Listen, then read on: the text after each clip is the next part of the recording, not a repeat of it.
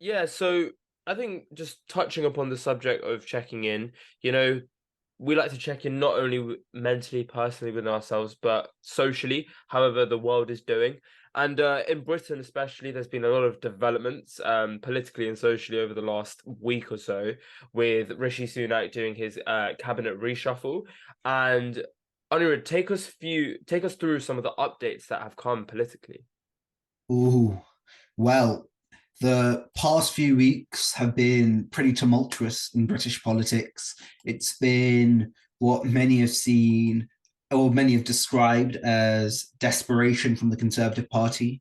Some, however, say Rishi Sunak's wanting to cling on to this nostalgia of the past, and that is because he's appointed now the Lord Cameron of Chipping Norton as the minister in charge of the Foreign Commonwealth and Development Office, which is something that is revolutionary, I would say, for two reasons. Number one, he's an ex prime minister, but number two, they've rushed a peerage for him in order for him to be a minister, meaning that he's not an MP, he's not an elective member of government.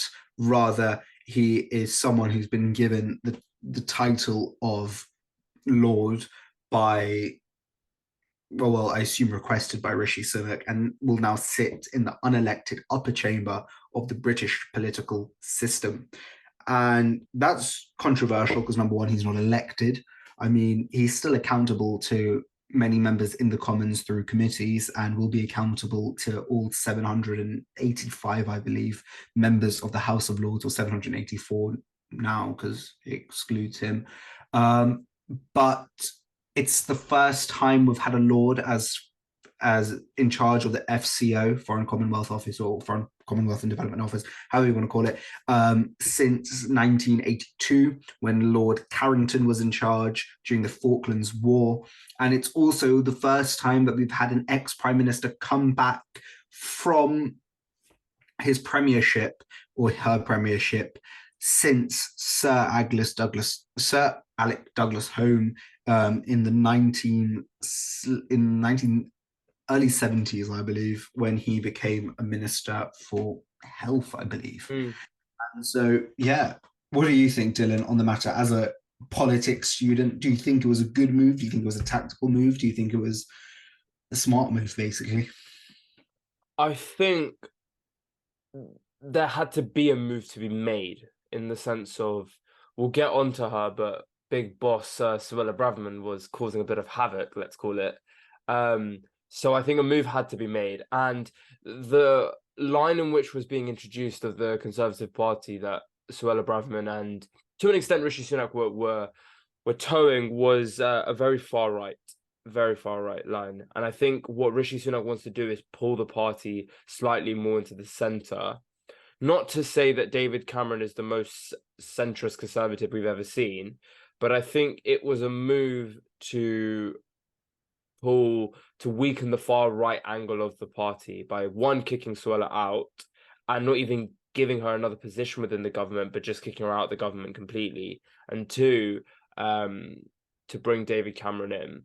I think on the issue of, elected MPs holding ministerial positions and even high, Secretary for State positions, I don't particularly have too much of an issue with it, provided that, one, they've had experience in the past, specifically holding positions where they have had to be held accountable. So one, they will know how, Parliament and other, pressure groups can hold, ministers for account. But two, I do think the House of Lords actually is a good body, if used correctly. We spoke to Baroness Claire Fox, right? And she even said it herself about the House of Lords and how it can be used in a really useful way, to scrutinize legislation. And so I think it's too early to call it in terms of whether this is a socially acceptable move to have a Lord in the government. Um, so yeah, we'll wait and see how it plays out. It's a bit too early to call it, but I think it's very interesting, very, very interesting. And I think it's probably a more smart than weak decision from Sunak. What about you? Yeah, I mean, I'm quite fond of the House of Lords in the sense that I think it is a good legislative body. It's just a shame that quite a lot of the amendments that they do make to legislation never gets passed. But I feel as if, I mean, the controversy which David Lammy highlighted in his speech when he, well, I mean, he said he wished to welcome the Foreign Commonwealth and Development Secretary or Minister in the Commons, but couldn't. I think that will be an issue. How are the legislation he's going to try and introduce through the Commons work with the Lords? And it feels quite 19th century British politics in many ways when you do have lots of members of the House of Lords in the cabinet. Well, now it's only one member. But I feel as if it's worked in the past. It can work currently, but I feel as if for the Conservative Party, it seems as if they're being quite desperate with Cameron, Mm, bringing him back, mm. like rushing that peerage. It seems Rushing, that yeah. The rushing, yeah, I agree with. no one was expecting Cameron to come back in as a minister, let alone a minister for arguably the second largest government office.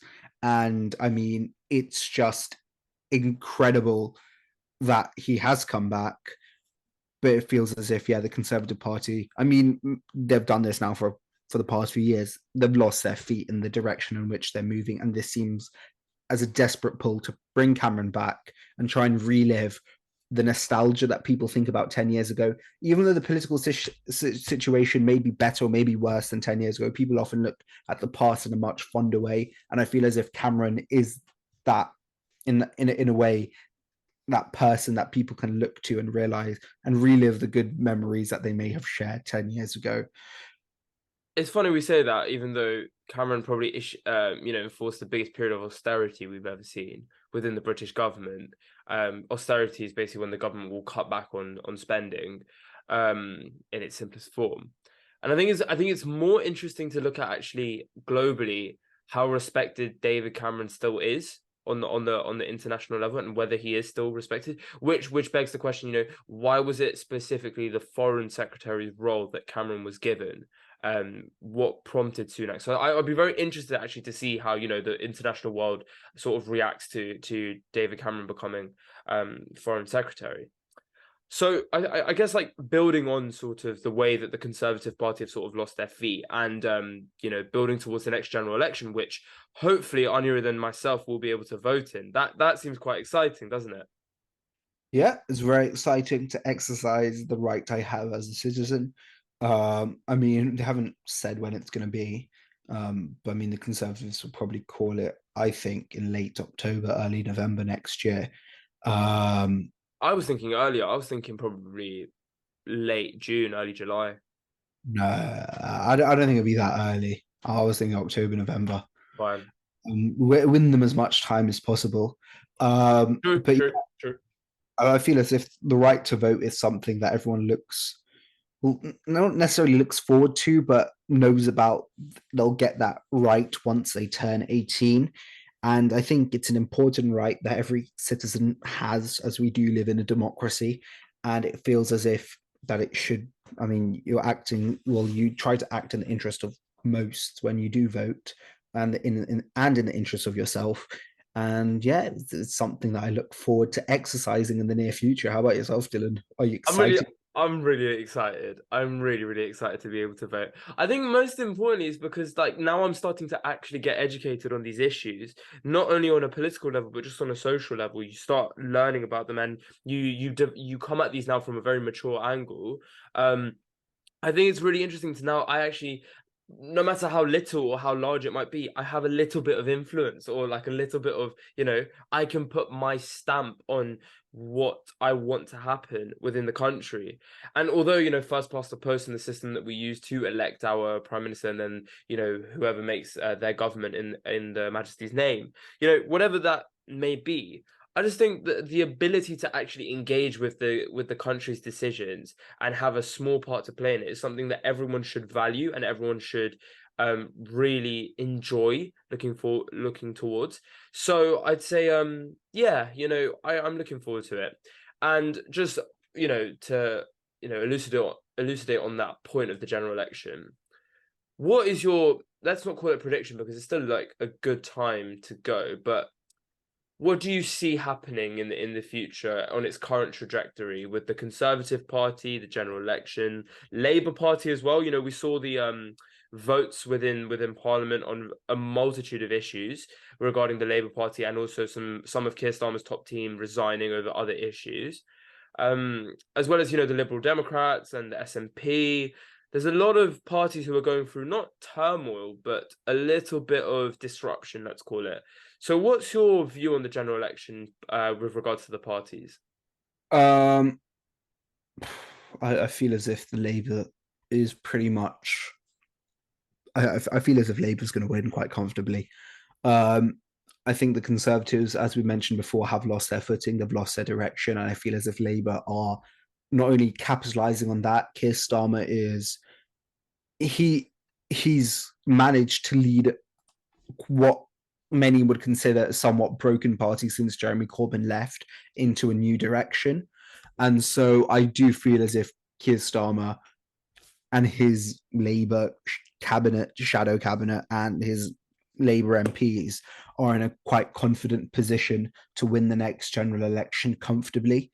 I think they'll have quite a big majority next election. I mean, I think that's also because not only I feel it's because people are fed up with the Conservatives. Number one, they've been in charge since 2010. By the time the next general election comes, it'll be 14 years of Conservative leadership within the UK, which is quite scary. To have 14, well, not necessarily scary, but it just seems a bit odd when you have two major parties that one party's in charge for all 14 years. So I feel as if change was almost bound to happen. Conservatives lost their foot. Many people complain that Rishi Sunak isn't necessarily meant to be prime minister due to the fact he wasn't elected, though everything happened was because prime minister resigned, and technically he is meant to be prime minister. People feel as if he doesn't have the right to belong there because no one voted for him. Even though you technically don't vote for a prime minister, you vote for your MP. People still feel a sort of resentment towards that. Liz Truss, she lasted, I think, officially 49 days, got outlasted by a lettuce. I think showed this, and when lots of Conservative members being the general public of the Conservative Party, voted for her, it further weakened and further showed that people don't necessarily really like the Conservatives. I mean, 49 days is an awfully short period of time, and the economy managed to go down considerably So in much. time. Inflation was on its high as well. Yeah, Before then, you had Boris Johnson, who promised this "Get Brexit Done" campaign, which he he, did. but was it the best Brexit deal? No, but we have to accept it. Yes. And Why do Partygate.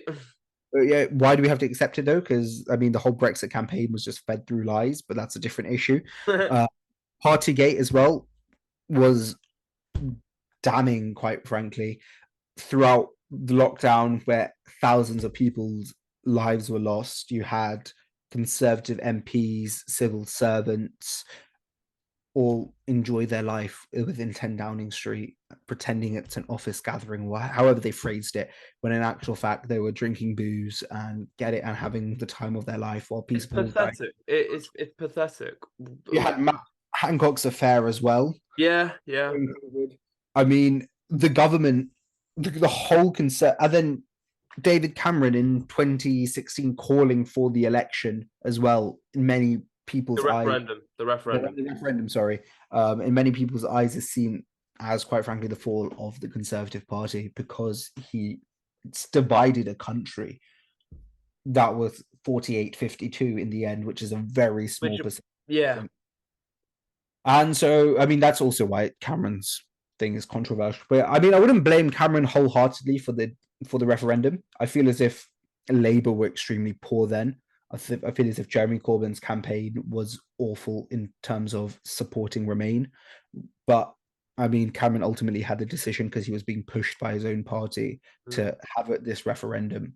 And he decided to go for it in order to try and secure his position, when in actual fact, he lost his position. And so I feel as if Rishi Sunak has come in the past year and a bit now, and he's quite tried his best. He's tried. He hasn't cut down the waiting list. The waiting lists have grown. Debt. I don't know. I don't know about the current debt, but I mean the small boats thing. The small That's boats still, decreasing, but not at a good enough rate. The small boats, they're it's still not a nice coming. situation at all, Innocent. morally and functionally. Yeah, the economy. I believe out of all the G20 or G10 economies, the UK one shrunk or something, and it was We've only shrunk the most, but we're removing, sorry, slowing down inflation at a good rate. Like it's a decent rate that we're slowing down inflation, but out of coronavirus and out of COVID-19, we have shrunk our economy the most out of the G8, I think. So but it's not great. I mean, the one thing he has achieved out of his five aims is halving inflation, which he completed, I believe, last week. But I Yeah, mean, not many people are talking about it due to just other everything issues. else going on in the world, Other issues. his own cabinet, and yeah, just the rest of the world in general. Mm, So yeah, I mean, pretty damning situation. it's quite dire for the Conservative Party. Yeah, but Labour has a very strong chance of winning the next general election, and quite frankly, I think they deserve to win because the current I mean, the Labour Party deserves to win in the sense that the Conservative Party have just absolutely just Ballsed it up. yeah, they've just messed it up completely. There's genuinely no opposition to the Labour Party, so I mean, they deserve to win, Yeah, and yeah. yeah, I don't I forgot know. what was that. Potentially could be like a Labour Lib Dem coalition because Conservatives do have like a knack of when it comes election time, people still vote for them. Like there is that there's no like red wall for the Conservatives in that sense, but I think I think it will either be a like the outcomes that could happen is it will be a very slim Labour Lib Dem coalition, or it will be an overwhelmingly large Labour majority, which will be interesting to see. So yeah, that's good. And I think the final thing which we should no, sorry, the penultimate thing which we should talk about with regards to politics is Suella Braverman. So just concluding on the sort of recency like events that have occurred, but specifically within the last 2 weeks. The last issue we'll talk about has been ongoing for like a few months now. Suella Braverman and her comments, one within the newspaper articles and two in the scathing letter that she wrote in her resignation to Rishi Sunak. I think it's worth mentioning and sort of distinguishing between her policy decisions and then the manner in which she used to enforce those policy decisions. The way she would talk about the police when they were at LGBTQ plus allyship events, the way she would talk about the, you know, marches that occurred on Remembrance Day on both sides of the issue. What do you think about one, the policies that she was wishing to implement, and two, the manner in which she tried to do it? I feel as if she. I mean, I'm not particularly fond of Suella. Um, I mean, what was it? The policy she tried to introduce. Hmm. I mean, when she first, I don't actually know when this was, but she said one of her dreams in life is to see a plane go off to Rwanda. This was one of her dreams. I mean, I'd dream bigger. But yeah, I mean, the plan's failed, and now she's criticized the plan, I believe, even though she was the biggest supporter of it when she was Yep. Home Secretary. Yep. She's now criticized it, which is, fair enough. Since you've been ousted by your own party, you might as well try and win back a few points by criticizing a plan which you spent your past 3 months trying to implement. I mean, she criticized the Met Police, which I think was a huge mistake. And I mean, that's ultimately what lost her a job. And I feel in general that she just seemed to have a lot of hate towards everyone and everything. And I mean, it didn't really work. She attracted the far right of the Conservative Party. I mean, she attracted the far right of the right winged party within the United Kingdom, which is quite a small majority of people who she got riled up on Remembrance Parade. I mean, there were videos of the people who claimed to be protecting the Remembrance Parade punching each other and stuff. I'm not sure Yep. about the validity of that, but I mean, it is true. She said the Palestinian marches weren't peaceful, where majority of them were, and so if I feel as if she sacrificed her own political career, and she basically Her own integrity and dignity. yeah, I feel as if she just lost the plot, quite frankly. I mean, yeah, that's all I really have to say to her. I don't think she Yeah. deserves to be discussed. Yeah, agreed. I think we can move on swiftly from that. I would only add an echo being like, um, it's sad to see how brutal some people can be in politics. You know, politics is meant to be a discourse between opposing sides and opposing viewpoints in a collaborative effort to make this country better and make this country a better place for everyone to live in, regardless of physical factors that describe you, ethnicity, race, religion, gender, ideology, sexuality, all of those things. And the way that it has got to in the parliament, you know, you can see in PMQs and in question time, some of the answers and some of the comments that are being made, one, they are just unhelpful. They do not add anything to the discussion. They are not effective. And two, it's just not nice. And it's not I'm not saying this as if I'm a snowflake or, you know, that there are snowflakes out there who get offended easily. I'm not saying that at all. I'm saying that because if you want to be having an effective discourse, there has to be an inherent level of respect that you're giving. And misleading the public by giving absolutely false information is just not needed at all. So that's all I have to say on Suella Braverman. The final thing to touch upon with regards to British politics is the Supreme Court's ruling on Rwanda. Aniruddh, do you want to quickly touch upon that? So yeah, I mean the Supreme Court, as I'm sure most well, the Supreme Court were currently debating Rwanda, ruling on the issue of the Rwanda policy the government has tried to introduce. Basically, when migrants come into this country, the government basically have said we'll take them to Rwanda, and they can help try and grow the Rwandan economy. And I mean, I'm not fond of the plan. I don't think many people are, but that's a policy. And the Supreme Court ruled that it is not okay for the UK government to do this. I'm not sure what the exact basis of the words, but I believe is around the efficacy of the situation. Um, but yeah, I mean that's basically what happened, and it's a big slap in the face for Rishi Sunak and Suella Braverman. Yeah, and that's there's not really much to say about it, to be honest. Like, I think the main thing about the Supreme Court's ruling on Rwanda is that it just shows that potentially there's this big question about the Supreme Court and the judiciary as a whole. Like, is it independent and neutral as regards to the government? And I think this one has shown that it is more on the independent side and on the neutral side with regards to the government and not just following the line of the ruling party within the country. So for all you politics students out there who's doing a Supreme Court question, you know, good for you, good bit of case study knowledge. But I think, but with that though, okay, sure, it may be impartial, but doesn't it interfere with parliamentary sovereignty? oh yes, good question. Well, it does, but is it worth it having effect? Is it worth it having an effect on parliamentary sovereignty and providing, I'd say, a very decent balance to parliamentary rule? I think so. I think so. I think it's all right.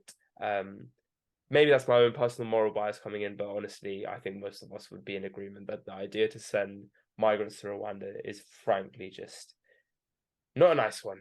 Not a nice one, to put it lightly. So I think that's enough for the politics of this country.